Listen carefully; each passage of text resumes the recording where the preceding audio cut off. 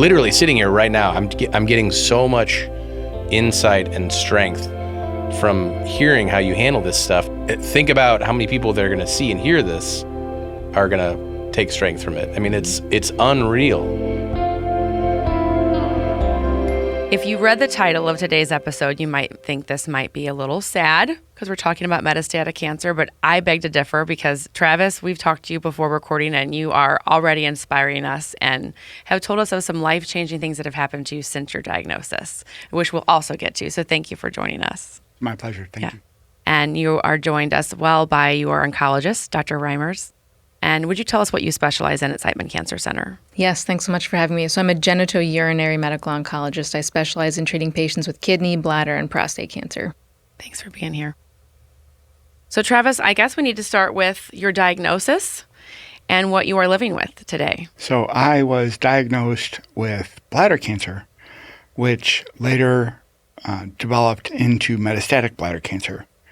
I have gone through 4 rounds of chemo and 4 surgeries to address the cancer.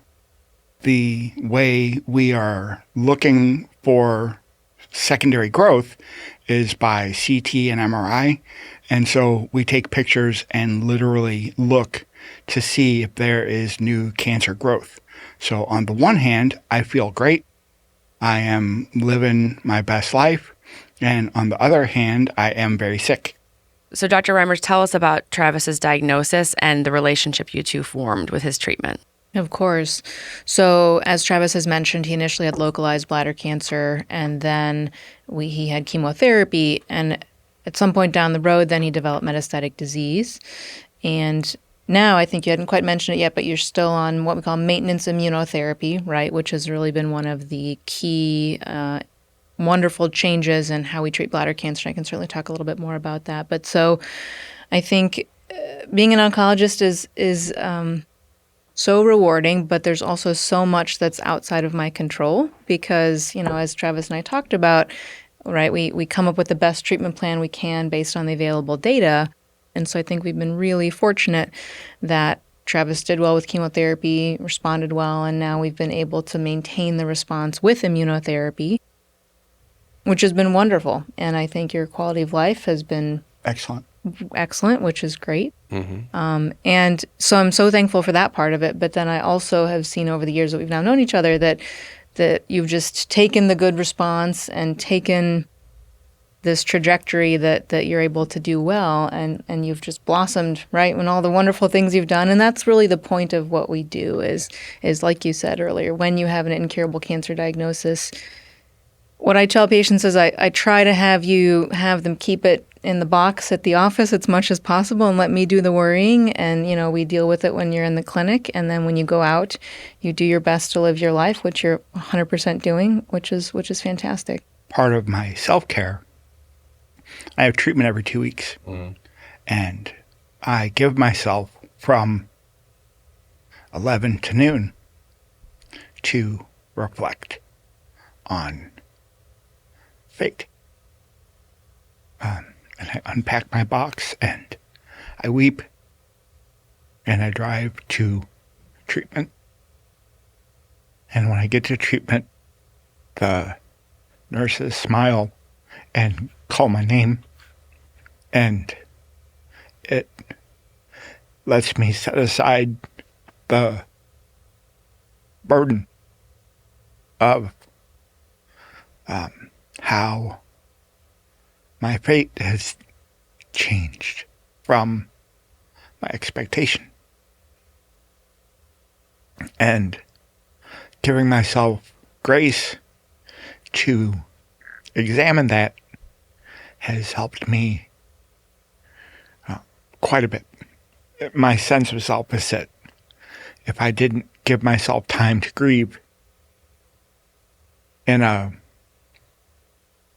prescribed way, that it would overwhelm me. Yeah. You allow yourself to surrender to it every couple of weeks and feel what you need to feel. Yeah. And I give myself an hour. And then, just like now, it goes back in the box goes back on the shelf. It's ignored for 2 more weeks. Yes. Right. That's a incredible balance and emotional intelligence and strength that, like, I mean, I just think if more people were capable of that, It's it would, I mean, that's a therapy. That's a lifetime of therapy, right, in itself. I mean, I'm not good at that. I think most people aren't good at that. Yeah. And you just described it in such a perfect, healthy way to where you're letting yourself feel, you're not stuffing it down. You're handling it, you're prioritizing it, you're compartmentalizing it. I sound like Richard Simmons. You're prioritizing, you're compartmentalizing. you can do worse than sounding like Richard Simmons. Yeah. That's right. It's a modification of doom journaling, where people that have high anxiety, you make a journal and you write down every terrible thing that could happen. You could get carjacked, you could get shot, a meteor could fall on you, and you give yourself from like 8 to 8:30 in the morning. And then during the rest of the day, when you have these invasive negative thoughts, your brain is like, nope, that's homework. Homework is from 8 to 8:30. You're going to have to hold that thought. It's rewiring my your God. brain. It's That's rewiring amazing. your brain. And it I've absolutely never- is. And Yeah. it uses kind of your brain's desire to put things into boxes Right. against it. Well, your thoughts really do. I mean, it's you can go to any therapist and that your thoughts control your feelings. There's CBT therapy that helps people get through that, cognitive behavioral therapy. I mean, it's a real thing, and you can rewire your brain to not. You can't control how you feel about things, but you can control how you let yourself think about those feelings, which it sounds like you're doing an amazing job doing. I do want to ask, what is that conversation like when you first found out, hey, it has spread, or a lot of time we found METS, which you'll hear a lot on this podcast. METS is short for it's metastasized. Do you remember that conversation and how you navigated what that next step was going to look like for the two of you? Because that was a life-changing conversation. I will never forget that conversation. And it's one of the things that I am most grateful for Dr. Reimers. The single characteristic that you have, you are a paragon. You are a woman of will and determination, and you are correct in the way that you present information. And so with confidence, Dr. Reimers explained to me that my lymph nodes had responded to the chemotherapy. And that could have been a reduction because of some inflammatory event. It could have been because I have metastatic cancer. And because of the diligence and preparedness that I had experienced in all of my relationship with Dr. Reimers, I knew that she would not have presented that if it wasn't substantive. And so she didn't say, you have metastatic cancer without a doubt. She said there are these indications, there are these markers, there are outcomes if this is the case, and treatments to treat prophylactically to prevent secondary growth will extend your life expectancy. And so you were clear on what indicators were showing in my condition. You outlined therapeutic choices. And that clearly presented information allowed me to disconnect the horror that the cancer had gotten out from my situation, which was that I may also be fine. And the reality is that there isn't any way to know. And if I find out later and I haven't been diligent, it'll be too late and I'll die. I have talked to somebody and they were saying that metastatic cancer isn't a death sentence. And broadly speaking, that may be true. But for myself, cancer is going to kill me. But cancer will have to get past Dr. Reimers. And I know where I'm putting my money. Well, if you were feeling not a lack of confidence today or anything, I think that's pretty much just been fixed, Dr. Reimers. Thank you for that, Travis. You're very eloquent, and it's very impressive. Yes, it is. Thank you. I've spent a lot of time thinking about this, that you could have done anything with your life. You are brilliant and focused, and you chose to kick cancer. And, everyone you touch will live longer and have better outcomes because you are their champion. Thank you so much for that, Travis. That means so much to me. I feel like we should just be like, and that's the show, ladies and Yeah, gentlemen. it's literally like but- the third time so- you've just dropped the mic where I'm like, there's literally no one on earth that could have a better perspective or say it more eloquently. I mean, it's. Were you? How much of this did you get from cancer out of being forced into having to deal with it? Were you always this emotionally intelligent and well balanced? I mean, it's just so impressive to hear you handle these things that, I feel like the average person would take a lot more than 1 hour with it to put it back in a box. Myself, with my own cancer, I have not ever been capable of doing what you're describing. I spin out. I can't put it in a box. It'll take over a day. It'll take over a week. I've never been able to do what you're talking about, and it's so impressive. I mean, literally sitting here right now, I'm getting so much insight and strength from hearing how you handle this stuff, to where think about how many people that are going to see and hear this are going to take strength from it. I mean, it's unreal how well you're handling all of this. The perspective that you have is so correct. I mean, everything that you just said about your physician, is mirrored right back to you. Yeah, exactly. Because I'm stable and feel good, I've tried to be a Sherpa in my treatment.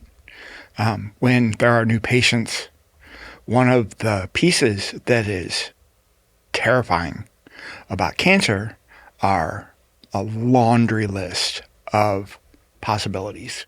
And so when new patients come in, helping them and their family get oriented to what my experience is or what other experiences, and how to engage with some of the supports. I mean, were you built for this, or did you rise to this challenge? Right. Did you think more about it, just like what Patrick was saying? Certainly, I've had a lot of time to reflect. Yeah.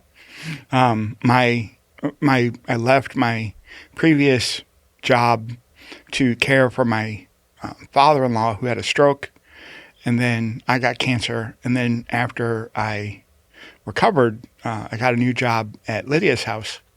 Mm-hmm. And tell people what Lydia's house is. It is the largest women's shelter in Missouri. It cares for the victims of domestic abuse and provides housing for them and their children. What did you do before you left to go take care of your father-in-law? I worked at the Center for Character and Citizenship at UMSL, and before that, I was a butcher at Straub's. See, I figured you were going to say you were a monk. Yeah. I'm like, I was a shaman. yeah. These are all jobs. I mean, you left your job for care at Center for Care and Citizenship to go take care of your father-in-law. Yeah. And then you went to Lydia's house.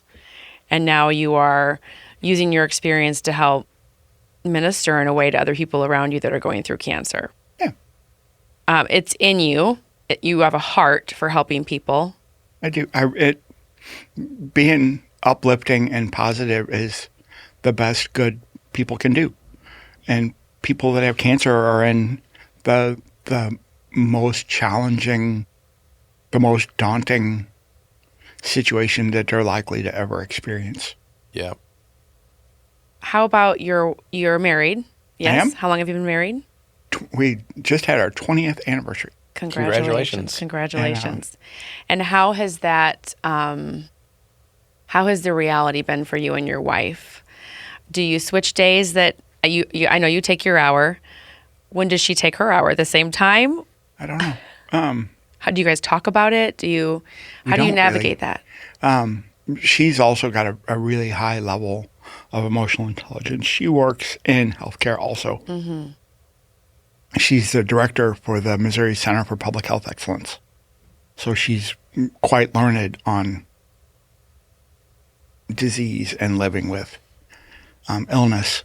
And she's really my rock. She's the reason that I persist. I promised her I would live for 40 years with no time off for good behavior.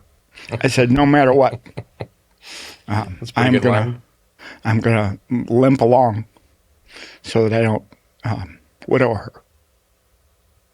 And speaking of, living, Dr. Reimers, I think 15, 20 years ago, when you hear someone had metastatic cancer, it was, oh my gosh, that means you're in your final stages. It's time to call hospice. I think that was an attitude that many had back then. So what is living with metastatic cancer now compared to even 5, 10, 15, 20 years ago? Yeah, absolutely. What is the hope and promise that people like Travis are getting, especially like immunotherapy? Yeah, no, great question. So obviously, it's a huge field, right? And every cancer type is different.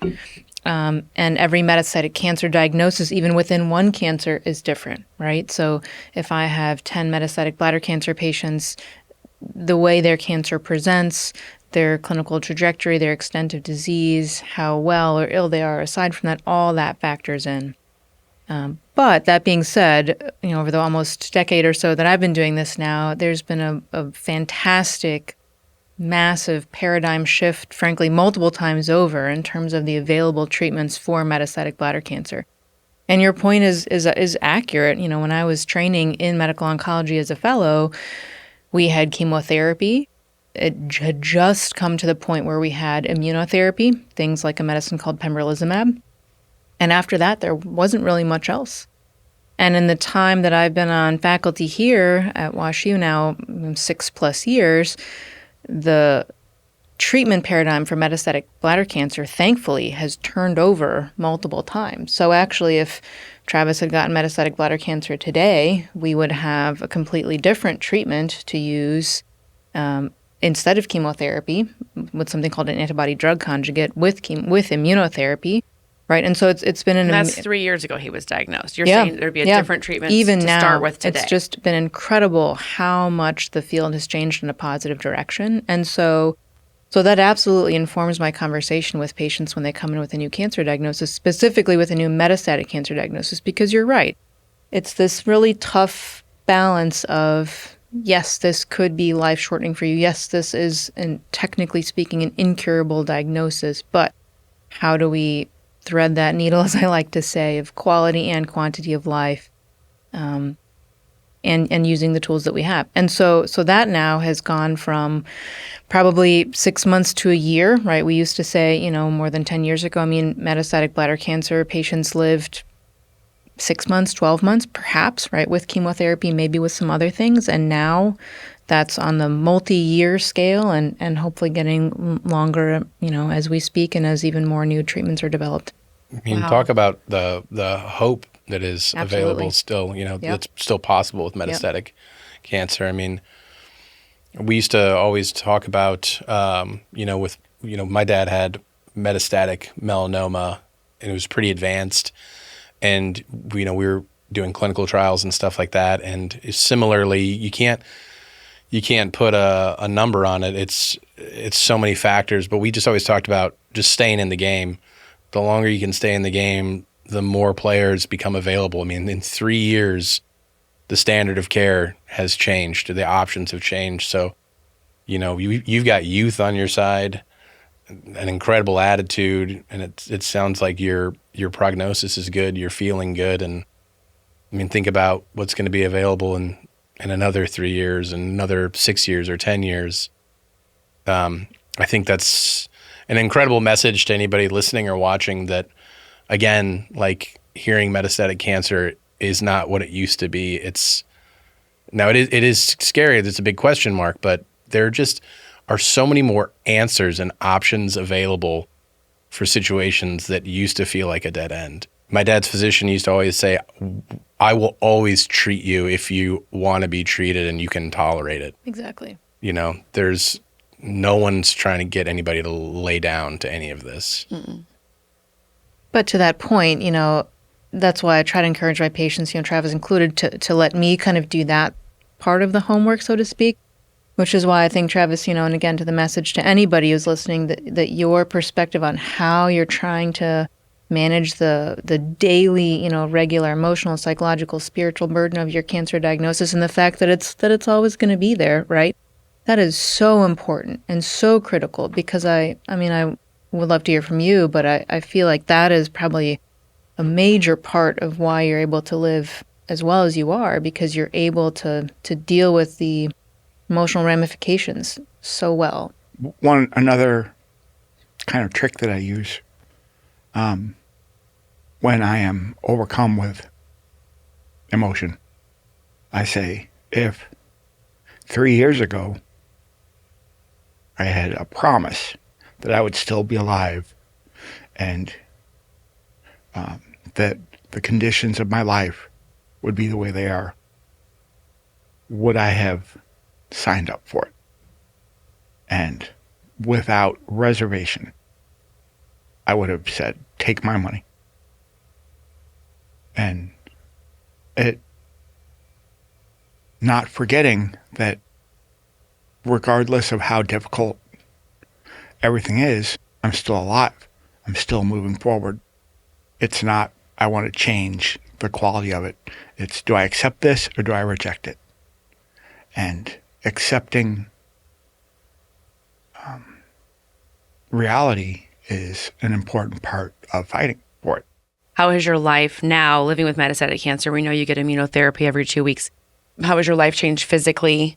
They removed your bladder, correct? That's correct. I have an ostomy. Mm-hmm. My life, leaving aside the ostomy, is back to where it was before I got sick. Wow. Leaving aside 2 to 3 doctor's appointments a month. Mm-hmm. I have a treatment that makes me a little sick to my stomach. It's unbelievably boring. Takes 6-7 hours every 2 weeks. And aside from that, I go to work. I have activities that I engage in on the side. It doesn't diminish my ability to go have fun with my wife. I don't feel bad. The immunotherapy is cake compared to chemo. Mm-hmm. It is like getting a flu shot. Like, feel a little sick to your stomach that evening and then it's gone. One of the reasons that I'm still on immunotherapy, the standard of care is to get immunotherapy until intolerance, when your body is like, look, we're just going to have to quit. This is too much. And I'm blessed by not having had that outcome. And if I have to get treatment every 2 weeks until the heat death of the universe, I'm here for it. And why would your body say, I can't do this anymore for you with immunotherapy? What just scientifically, what does it mean? Like, because it starts having side effects, or it's just not working? Toxicity, probably. Yeah, so the amount of time that Travis has been on immunotherapy, the likelihood of significant side effects or toxicity is pretty low. Usually if we see immunotherapy-related side effects, they come up roughly within 6 months or so. Sometimes there can be some that are more delayed. The one that you're receiving in particular, Travis, is actually one of the ones that, for whatever reason, the way the drug is, it just is one of the better tolerated ones. Mm-hmm. But what's unknown is, right, how long will this durable response that Travis has had last, right? Mm-hmm. That's the question. Yeah, I know you know that, right? Yeah. But that's the $1 million question that we don't know. You know, the original clinical trial was for patients to receive 4 to 6 cycles of chemotherapy. And then if you responded, which you did, right, because those lymph nodes shrank, then the trial was that people get immunotherapy until progression or intolerance, as we say, right? So either the cancer grows or patients develop side effects. And since you haven't had side effects, and what we just don't know is nowadays, sometimes in other studies, there's kind of a 2-year cap on immunotherapy durations. We don't know how much more immunotherapy the body needs to maintain suppressing cancer growth, so to speak. But, I would say for now if it ain't broke, don't fix it, right? Right. So, Excellent. yeah. I'd love to hear about what's happened to you in the last year. A suggestion something you started doing just to cheer people up, and then how that has evolved over the last, just really even the last 6 months. And So tell us because this is airing during the holidays, and I think it'll, I started dressing up as Santa to get my treatment. to get your immunotherapy treatment. Last year, you were dressing up as Santa. And the year before. And so... Just for fun, just for yourself, being like, oh, folks will get a kick out of this. Yeah, chemotherapy had bleached all of the color out of my beard. I used to have a beautiful black beard, and then I had a beautiful snowy white beard. And I thought I'll lean into it and dress up. And That's what any emotionally intelligent person would do. Sure, decide to be Santa. And so I come in, get my treatment. The other patients are like, do you work here? I'm like, no, I'm getting my treatment. They're like, oh. And They're like, but what about the toys, Santa?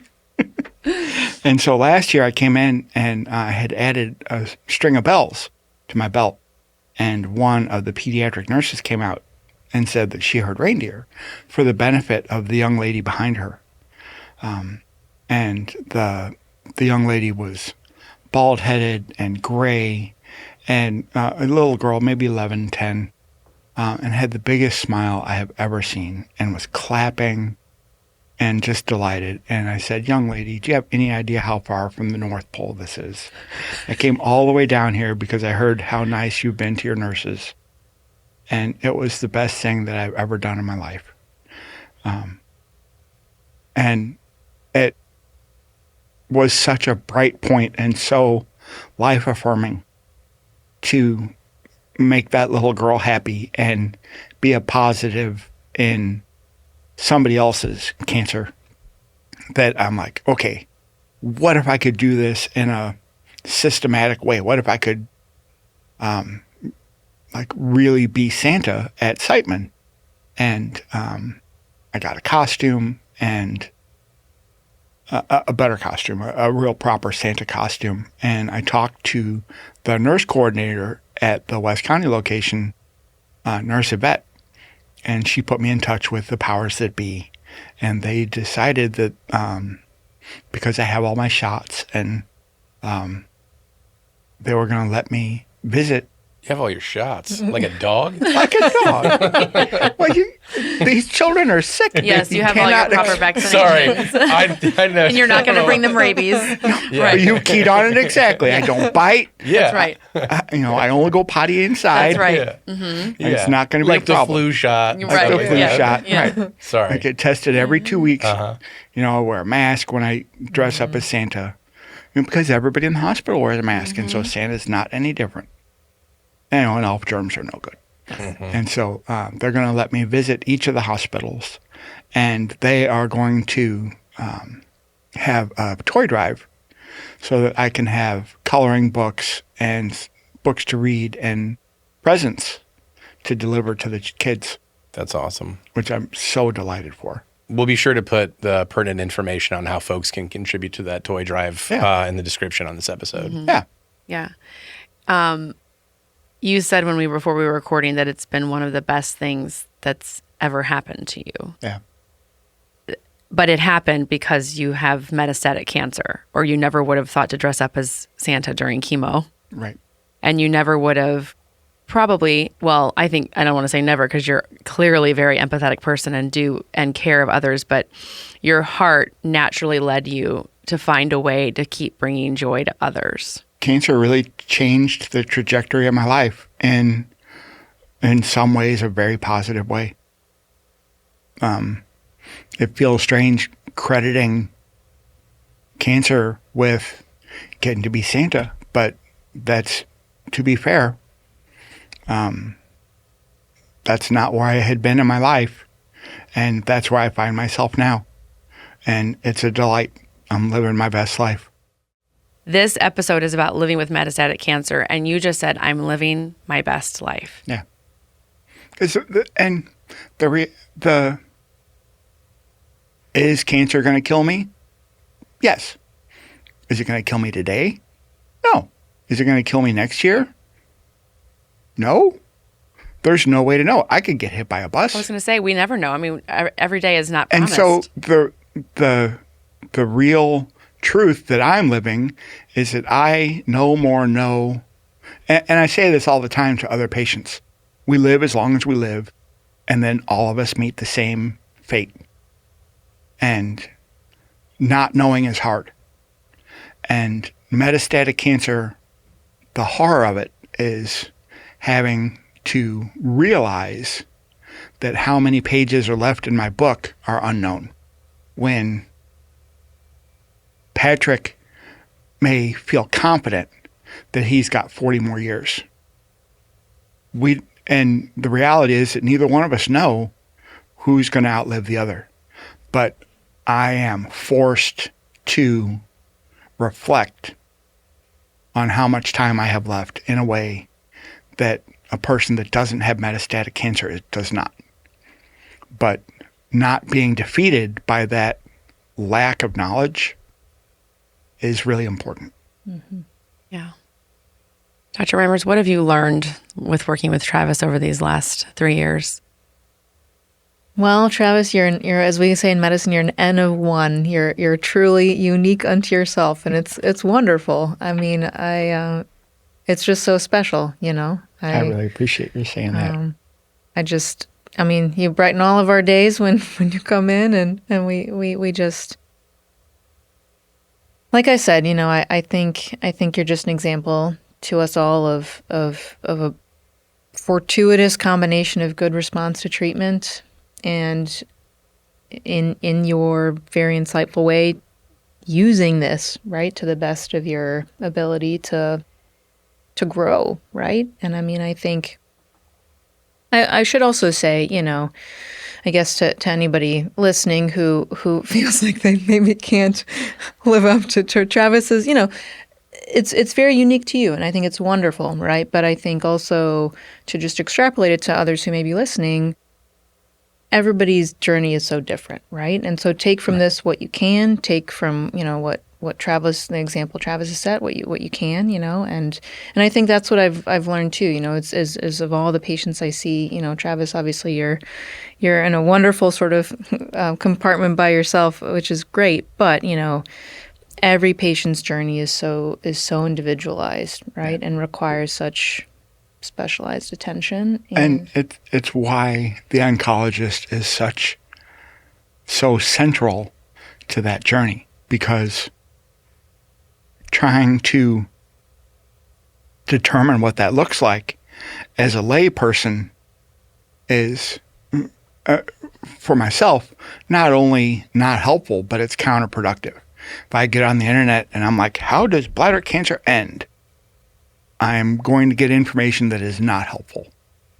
And what my path forward is going to look like would be muddied.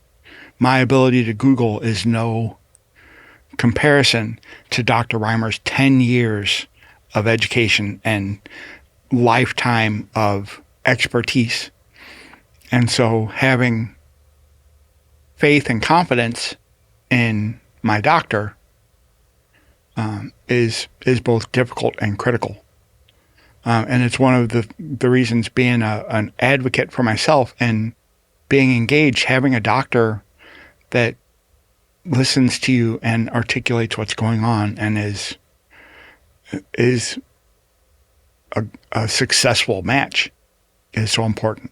You had mentioned, you know, putting your faith in Dr. Reimers and not getting in the weeds, but we've also said, you know, everybody's path is different.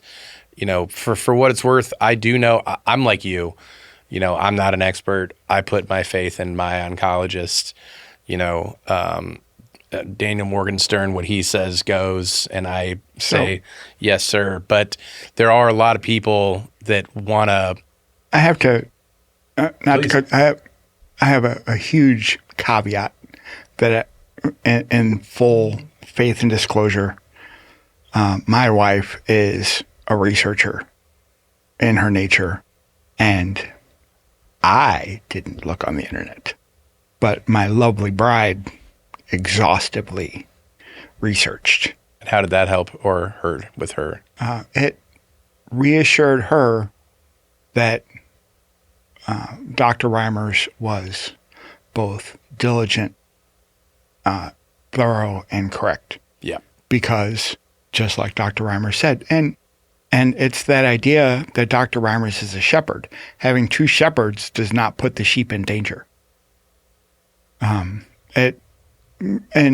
part of living with metastatic cancer, and part of the reason that I was so excited to speak is that one of the real burdens are the families, the people that are in a situation that my wife was in, where this is not a monster that my wife can attack. My wife can research and look for ways to address it. She went with me to treatment, but largely she's not able to take this burden. She is a tremendous support and has kept me going, but she has her own challenge of dealing with how do I emotionally handle worrying about losing my spouse? How do I help him navigate this, the terrible side effects of chemo and feeling wrecked? Yeah. Because that's how getting the treatment was. But she really found ways to be a support and to be an advocate.